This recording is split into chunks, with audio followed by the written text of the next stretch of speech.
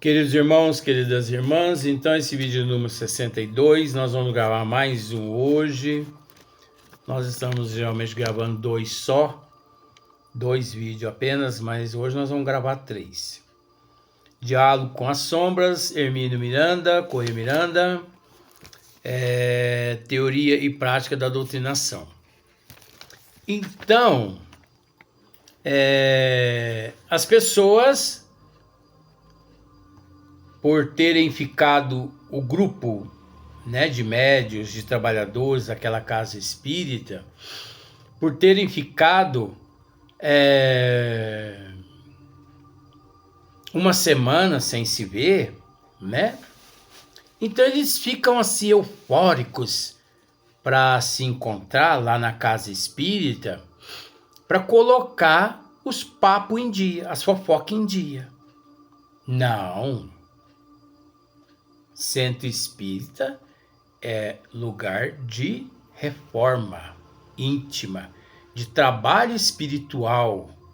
Ali é o local da renúncia e da entrega, né? Vamos pensar por esse lado, porque nós sabemos que é em casa, na rua, no trabalho, na sociedade. Mas vamos pensar na casa espírita.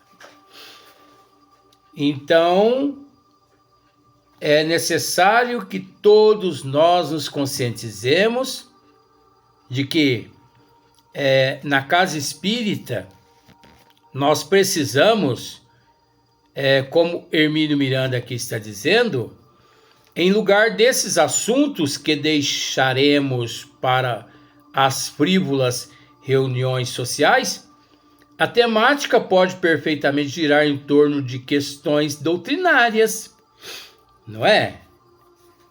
Vamos deixar de fofoca, né? Do casamento da novela, o último galã, né? De Hollywood que casou, enfim, o time do coração que perdeu. Em vez disso, vamos focar na temática doutrinária. Os sonhos que todos tiveram aquela semana, porque precisa entender uma coisa. Nós comparecemos à casa espírita essa noite. Tudo quanto é trabalho na casa espírita. Então, termina os trabalhos ali às 21h30, às 22h, vamos pensar por aí. Você chega em casa, toma um banho, toma um lanche, uma oração, uma música de meditação, uma leitura edificante. Você se deita e os mentores, eles comparecem ali no seu lar e te leva até aquela instituição física, só que no plano espiritual, para que você possa ajudá-los na sequência dos trabalhos espirituais. Porque os trabalhos que são realizados nas instituições espíritas, sabe os trabalhos que são realizados nas instituições espíritas que você frequenta? Significa 1% perante 100% do plano espiritual. Quer dizer, 1% nós realizamos aqui no corpo físico e 99% é realizado no plano espiritual. E a gente ainda acha que trabalha demais, né? Oh, mas olha, hoje eu apliquei passe, hoje eu psicografei, hoje eu fiz isso, eu fiz aquilo. Fez nada. Tá bom, né? Vamos pensar por esse lado. Já é um começo. É igual, né, criancinha quando tá gatinhando, né? Então, é natural muitos médios, os mentores, buscarem eles no corpo físico, no lar deles, para ajudá-los na casa espírita, na sequência. Então, a noite toda, retornando com eles lá pelas 5 horas, 5:30 da manhã, né? Principalmente aqueles que dormem demais, né? Porque tem uns médicos que dormem, mas dorme, entendeu?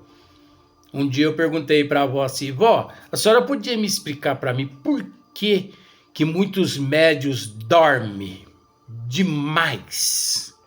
Mas demais. Ela falou assim: meu filho, provavelmente a encarnação passada a mensagem está aí. A encarnação passada dessa nossa irmã, provavelmente ela foi um urso. Hibernava 6 meses no ano. É brincadeira, tá, gente? Isso é para poder esparecer aqui. Porque eu costumo dizer que eu sou um palhaço, né? Não tem vergonha de usar esses termos, não. Né? É a nossa didática aqui. Então, a responsabilidade é muito grande. Então, é necessário mudar esse clima todo, né? Mudando, como o Hermínio mesmo está dizendo, uma boa sugestão é a de recapitular a semana naquilo que pode contribuir para ajudar o desenvolvimento do trabalho. Então, como estávamos dizendo, muitas pessoas acordam de manhã. É engraçado. Essa noite, eu me lembro do quê? Eu me lembro que eu estava dando aula de pintura para muitos alunos. Ora, por que não? Às vezes, aquela pessoa foi levada a algum departamento no plano espiritual, porque a pintura é uma terapia. E nós temos que pensar que do mesmo modo que aqui na Terra existe os pacientes psiquiátricos em tratamento, no plano espiritual também existe os pacientes psiquiátricos em tratamento. Não é porque morre, gente, e já nos libertamos, não é porque morremos que nos libertemos 100% das enfermidades. Prim! Não é assim, não. Você tinha um transtorno neurológico aqui no corpo físico? Você tem? Tem. Vai continuar de lá? Oxe, se vai. Então, isso acontece de alguns profissionais serem levados nesses, né, departamentos para continuar o tratamento de terapia, nessa terapia intensiva, né? Muitos jogam bola com os pacientes, muitos pintam telas com os pacientes, né? Eu sonhei que estava dando aula de pintura. Isso não é um sonho, isso é uma realidade, né?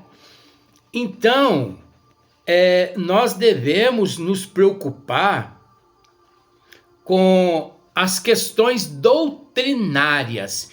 Então, ali, meia hora antes dos trabalhos mediúnicos de desobsessão, vamos nos reunir aqui para discutirmos as questões doutrinárias, as quais todos nós, 10 integrantes aqui, vivenciamos essa semana. Olha, gente, eu sonhei com isso. Olha, eu sonhei com isso. Olha, eu sonhei com aquilo, assim. Você entendeu? Porque a semana toda os mentores nos levam aos departamentos espirituais para psicografarmos, para atuarmos através da psicofonia. Você sabia? Para atuarmos através da psicofonia. No entanto, eu não sei se você sabe. O livro Brasil, Coração do Mundo, Pátria do Evangelho não é de autoria de Humberto de Campos. Um dia, Humberto de Campos encontrava-se na biblioteca de uma colônia espiritual. De repente ele se interessa por um título: Brasil, coração do mundo, pátria do evangelho. Opa! Ele pegou aquele livro e foi ler. Leu ele todo, se apaixonou por ele. Procurou Emmanuel, né? O guia protetor do Chico. Naquela época, né, nós sabemos. Emmanuel, será que eu não posso, né, transmitir, passar esse livro? Ah, sim, vamos estudar isso. E, em comum acordo,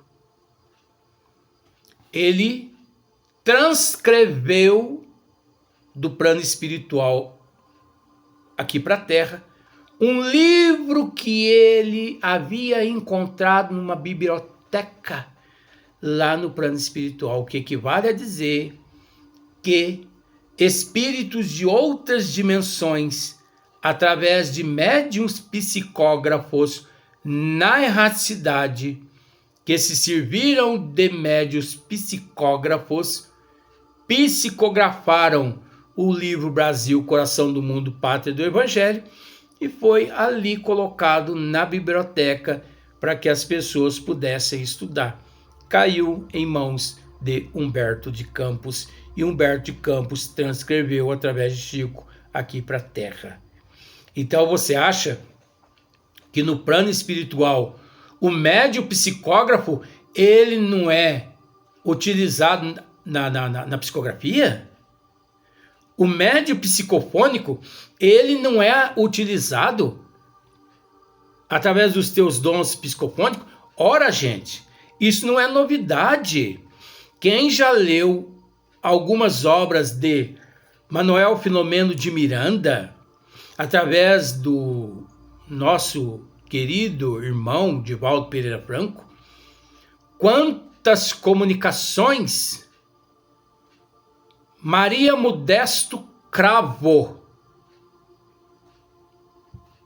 juntamente com o professor Eurípides Barçanufo, quantos espíritos atuaram, espíritos obsessores atuaram através do campo vibracional de Maria Modesto Cravo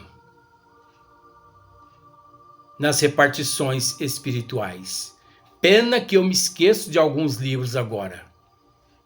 Tormentos da Obsessão. São muitos livros que nós recomendamos muito esses livros para muitas pessoas. Então, Maria Modesto Cravo, na Terra ela foi médium. Vários dons mediúnicos, educado, disciplinada, fiel, representante do Cristo aqui na Terra.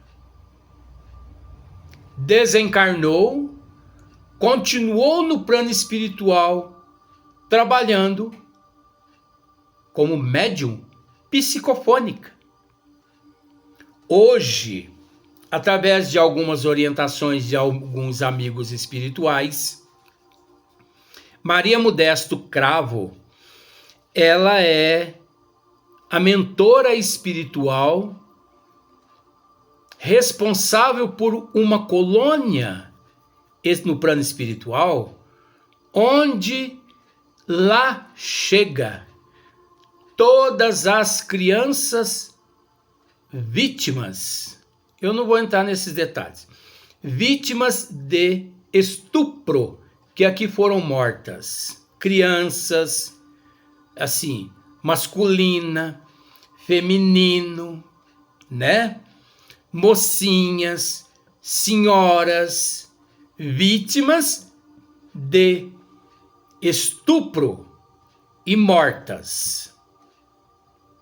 E também, lá nessa colônia, elas recebem também homossexual ou homossexuais que aqui na Terra foram mortos por monstros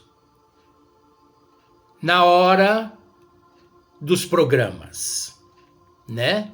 Então, esses espíritos, essas almas, quando deixam o corpo físico elas deixam o corpo físico tão destruídas que só o amor de Maria Modesto Cravo para abrandar aquela dor. Olha o que Mãe Maria Santíssima, o que o professor Eurípides Barçanufo, o que nosso Senhor Jesus Cristo confiou a esse espírito Maria Modesto Cravo. Nós sabemos tantas histórias, gente, você nem imagina. Você pode ter não acreditar, não tem problema. O importante é Deus saber, né? Eu não estaria também aqui usando esse espaço para mentir, né? Porque nós somos responsáveis pelo que falamos e desejamos e pensamos. Então, da mesma forma que Jesus entregou à Mãe Maria Santíssima a responsabilidade de cuidar, de acolher todos os suicidas que deixam o corpo físico aqui na Terra. Pois então você percebe o tamanho da responsabilidade de Mãe Maria Santíssima. É um espírito nobre por demais. A vera, se todos nós tivéssemos noção da grandeza desse espírito também. Pois sabemos que os suicidas não são apenas aqueles que tomam veneno, que atiram no ouvido, ou que se jogam num precipício, ou que amarram a corda no pescoço. Não são só esses. Suicidas são aqueles que bebem, fazem uso de álcool, que fumam, que fazem fofoca, que possuem excesso de orgulho, de egoísmo, de inveja, de ciúme, de arrogância, de avareza. Isso tudo caracteriza suicídio. A gula é um suicídio. O suborno, os cafetões, as cafetinas, todos são suicidas. Todos esses que praticam o aborto, que aborta e que pratica nas clínicas clandestinas. Todos esses que nos hospitais clandestinamente roubam órgãos físicos daqueles pacientes que são desligados através da eutanásia. Tudo caracteriza-se suicídio. Então, não existe só o suicídio lícito, ou melhor, o ilícito, porque existe o suicídio ilícito e o lícito. Qual é o suicídio lícito? É a promiscuidade da vida, que a justiça não se preocupa com aqueles que bebem, com aqueles que fumam, com aqueles que se intoxicam com as toxinas aqui da vida. Com a fofoca, orgulho, ciúme, avareza, arrogância. Isso caracteriza suicídio lícito. Significa que a justiça da terra, ela não está nem aí para esses que praticam esse tipo de suicídio. Pensamentos negativos, desejos, cobiças, inveja, ciúme, fantasias e ilusões. Mas existe um outro tipo de suicídio que é o ilícito, que é aquele que a justiça da terra condena. A justiça da terra condena. As religiões condenam.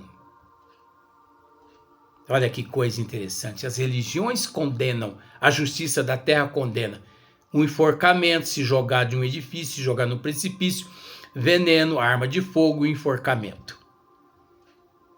Isso é condenado pela justiça da terra. É condenado pelas religiões. Haja visto que Edivaldo Pereira Franco, no filme narra, você assistiu? Mãe dele era católica apostólica romana, vamos dizer por esse lado. Assídua frequentadora numa igreja católica.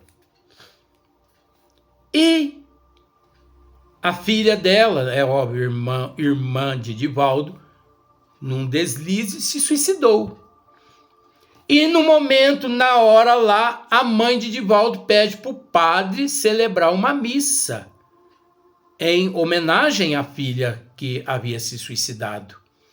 O padre disse que não podia celebrar missa por aqueles que a alma já tinha se perdido para o demônio. Então ela disse, mais ou menos assim, que ali ela não botava os pés mais. Que Deus é esse? Que Deus é esse? Que não dá ao teu filho a oportunidade da redimissão? Ora, eles pisam na cabeça do indivíduo e o afunda cada vez mais no caldeirão do inferno, não lhe dando a oportunidade da redimissão dos pecados, vamos usar esse termo. Enquanto o Cristo vem e nos diz: perdoa não 7 vezes, mas 70 vezes 7. A reencarnação é a oportunidade da redimissão. Todos nós recebemos e temos o direito de nos redimir, de hoje sermos melhor que ontem, amanhã melhor que hoje melhor que ontem e amanhã melhor que hoje. O Espiritismo, ele não endossa crime nenhum, ato nenhum. Ele orienta. Um dia, uma jovem me procurou através do telefone e me disse: Luiz, eu não vou contar a história porque eu já contei outras vezes. O que o Espiritismo tem a dizer a respeito do suicídio? Eu posso, ela dizendo, ou não me matar. O Espiritismo, eu posso dizer para você assim, que devido ao teu livre-arbítrio, né, que é o direito de escolha, você tem o direito de fazer o que você quiser. Você pode sim se suicidar, não tem problema nenhum. Gente, presta atenção nessa colocação minha, viu? Porque eu já fiz essa colocação uma vez e me denunciaram por falta de conhecimento e por ignorância. Pessoas que não têm conhecimento. Então, por causa do livre-arbítrio, que é o direito de escolha, a pessoa pode botar a mão no fogo ou não. É a escolha dela. Ela pode casar ou não. Ela pode se matar ou não. É direito da pessoa. Agora vem cá. Agora o Espiritismo, ele não é nem a favor e nem contra quem se mata. Mas o Espiritismo não deixa de nos orientar a respeito do efeito da causa. Então eu me mato, mas o Espiritismo me orienta o que eu enfrentarei depois que eu abrir os olhos na erraticidade. E olha que a situação não é como muitas pessoas dizem por aí. Quem se suicida amarga, anos e anos nas regiões umbralinas. A dor, ela triplica. O sofrimento aumenta milhões de vezes. Sem contar o retorno ao corpo físico em diversas outras existências, oportunidades, sequelado, né? Mas eu queria voltar a um item. Você conseguiu entender o que nós estamos dizendo aqui? Não vai, com todo respeito, pedindo. Já que eu não peço para ninguém curtir, as pessoas curtem porque quer, né? Porque a nossa intenção não é aparecer, mas também analise e raciocine que nós não estamos aqui com apologia a suicídio, não. Nós estamos orientando-se de que, devido ao teu livre-arbítrio, você dá um murro na parede se você quer. O Espiritismo não vai dizer que você está errado em dar um murro na parede. O Espiritismo não vai dizer que você está errado em matar uma pessoa. O Espiritismo não vai dizer que você está errado em se suicidar. Mas o Espiritismo vai te esclarecer a respeito do efeito destes teus atos. Você quer cobiçar? Cobiça. Você quer desejar? Deseja. Você quer roubar? Roube. Você quer matar? Mate. Você quer fazer a caridade? Faça. O Espiritismo vai te esclarecer a respeito do efeito dos teus atos.